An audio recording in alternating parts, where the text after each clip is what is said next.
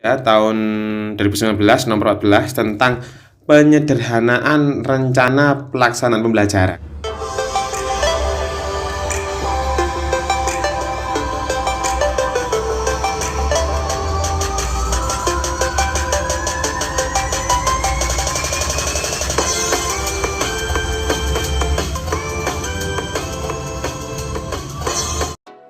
Oke, assalamualaikum warahmatullahi wabarakatuh. Kembali dengan saya Iqlil Saifullah ya, dengan materi kuliah Kurikulum Material Development atau KURMADEV. Mata kuliah ini berisi tentang bagaimana cara kita mengembangkan RPP atau perangkat pembelajaran kita sesuai dengan kebutuhan siswa yang khas di wilayah kita masing-masing. Sesuai dengan langsung materi. Sesuai dengan surat edaran nomor 14 di sini, Bapak Ibu ya, tahun 2019 nomor 14 tentang penyederhanaan rencana pelaksanaan pembelajaran.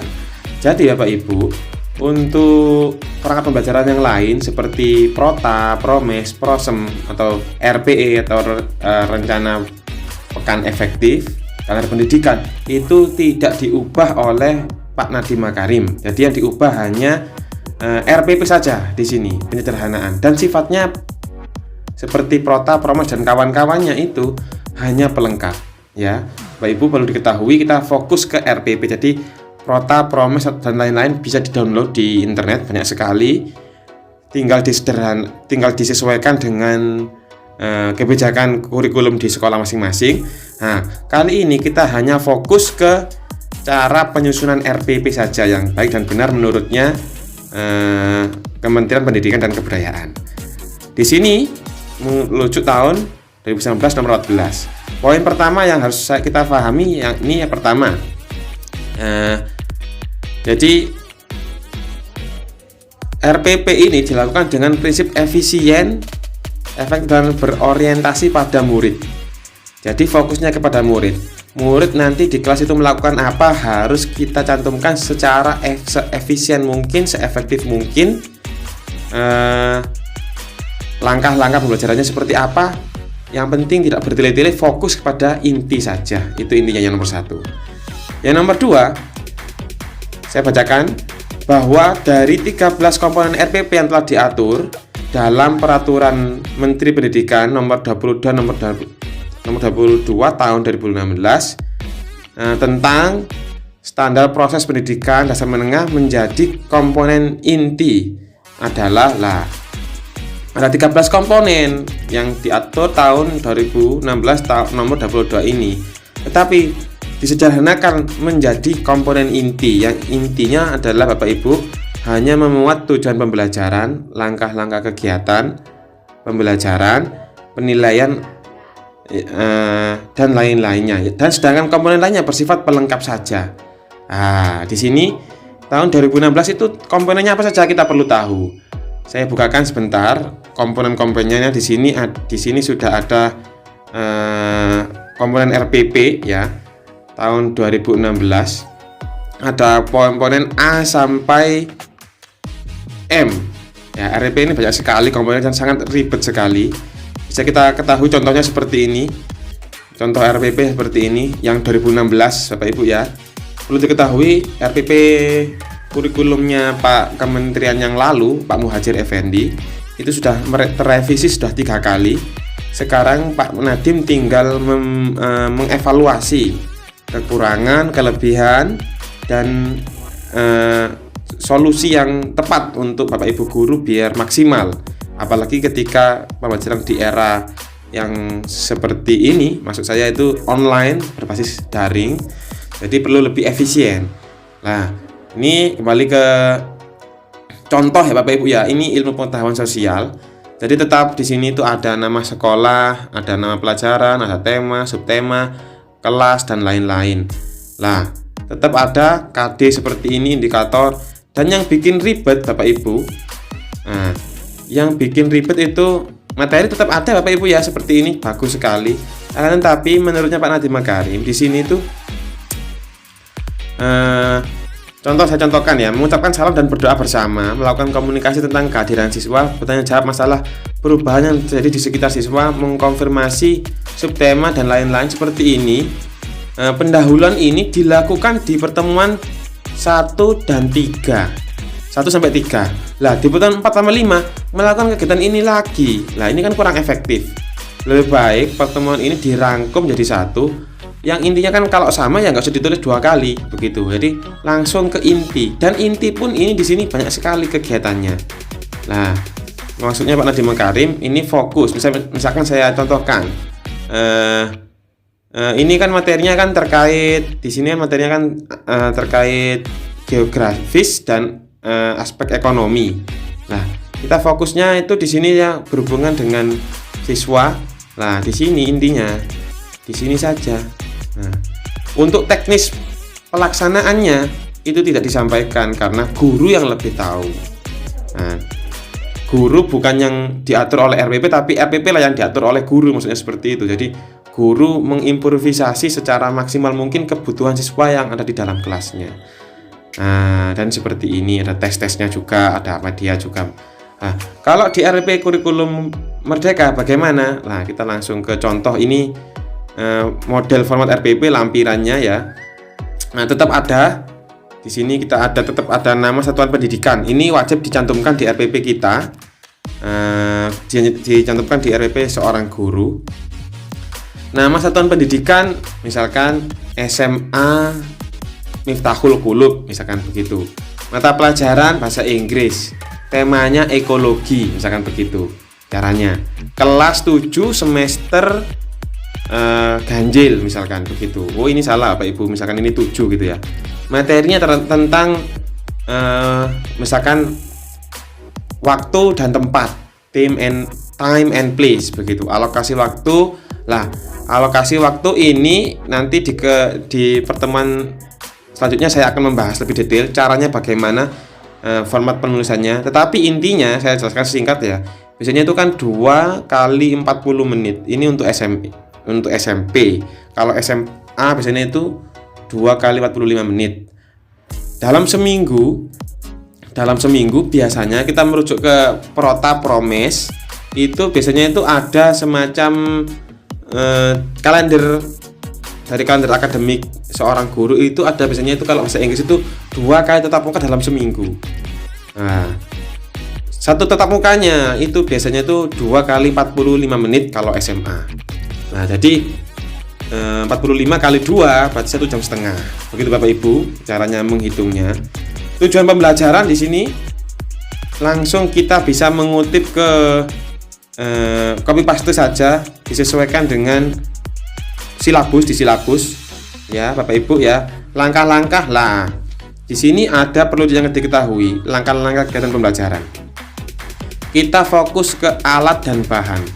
Nah, alat di sini berfungsi untuk mendukung kegiatan Bapak Ibu guru. Misalkan alatnya itu berupa LCD proyektor ataupun papan tulis. Kalau bahan ini berbeda.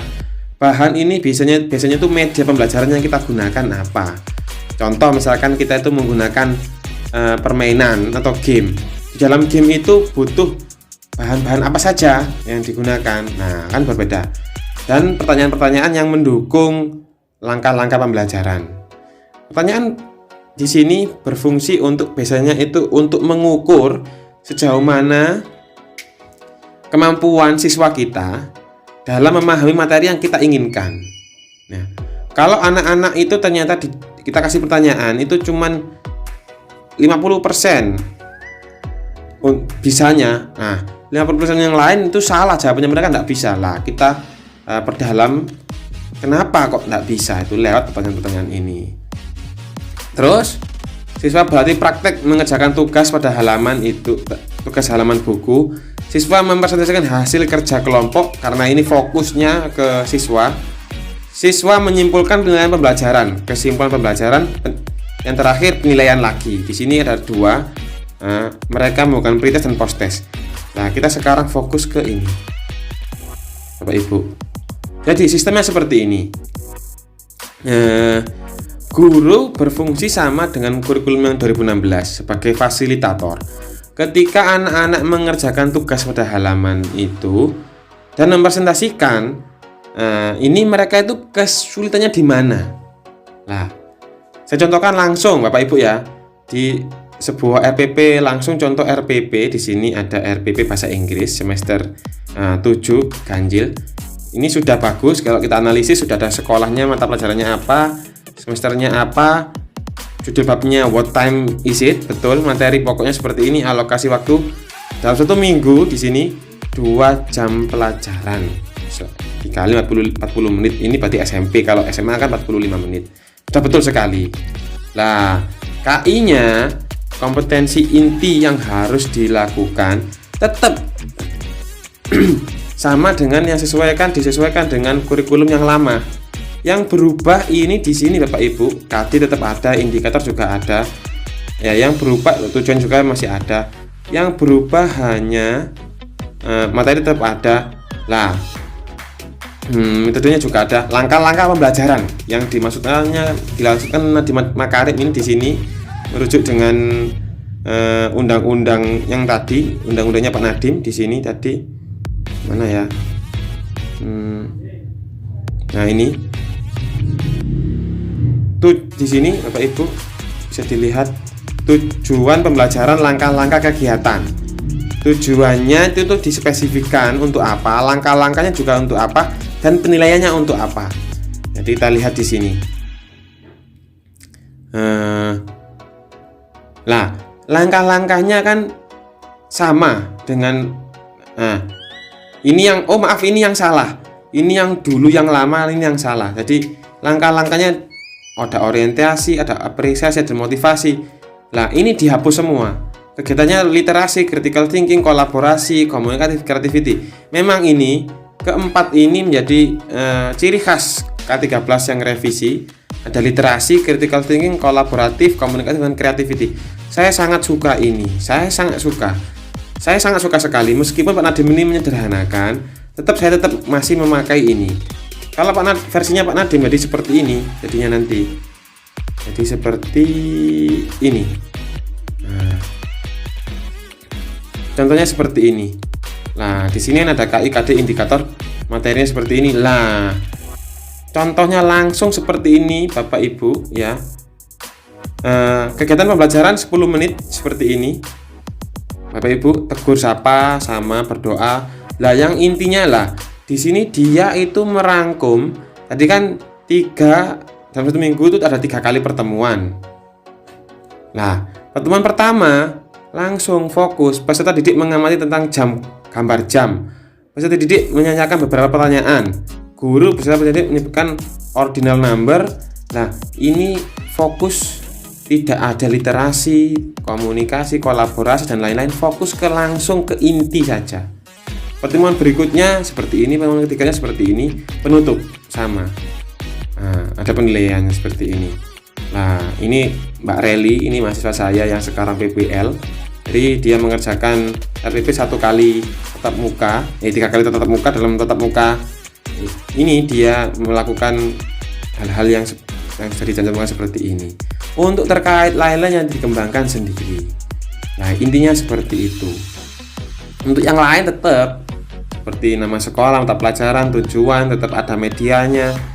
Nah, terus yang paling seneng saya itu di sini dia menggunakan model 5M, mengamati, menanya, mengumpulkan informasi, mengasosiasi, dan mengkomunikasikan. Bagus sekali, ada modelnya juga spesifik. Nah, intinya membuat RPP itu seperti itu. Dari yang lama seperti ini lah, jadi yang kita fokuskan.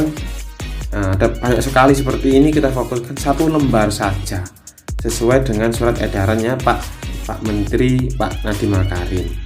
Jadi fokusnya ke tujuan pembelajaran, langkah-langkah, dan penilaian. Nah, ini bersifat wajib. Saya teruskan Bapak Ibu. Nah, mata kuliah kita kan Curriculum Material Development. Development itu mengacu ke sini. Nah, di sekolah, kelompok guru, mata pelajaran sejenis sekolah atau KKG, MGMP bisa menggunakan dan mengembangkan. Nah, di sini mengembangkan format RPP secara mandiri untuk keberhasilan belajar murid. Jadi memang harus dikembangkan. Kalau nggak dikembangkan, plek dengan yang dilakukan oleh Pak Nadiem Makarim tidak bisa. Karena apa? Sesuai dengan ciri khas atau kebutuhan semuanya di daerahnya masing-masing. Yang terakhir, adapun RPP yang dibuat tetap dapat digunakan dan dapat pula disesuaikan dengan ketentuan sebagaimana pasal 1, 2, dan 3. Tetap bisa 1, 2, 3 ini tetap digunakan. Ya Bapak Ibu, nah seperti itu. Ini baru 2019. Sekarang sudah melakukan kurikulum ini diterapkan di seluruh Indonesia. Jadi Bapak Ibu jangan khawatir kalau sudah punya RPP-nya seperti ini, tinggal merangkum saja menjadi yang singkat seperti ini. Nah, 1 lembar saja. Ya, prota, promes, prosem itu sifatnya pelengkap, jadi tidak perlu dibuat. Tapi perlu juga untuk acuan bagi guru-guru baru ketika beliaunya mengisi atau mahasiswa yang sedang PPL di pertengahan pembelajaran, dia itu sekarang pertemuan keberapa dari kalender pendidikan, prota, prosem itu acuannya untuk RPP. Untuk hari ini saya kira cukup. Pertemuan ini saya akhiri, semoga bermanfaat. Assalamualaikum warahmatullahi wabarakatuh.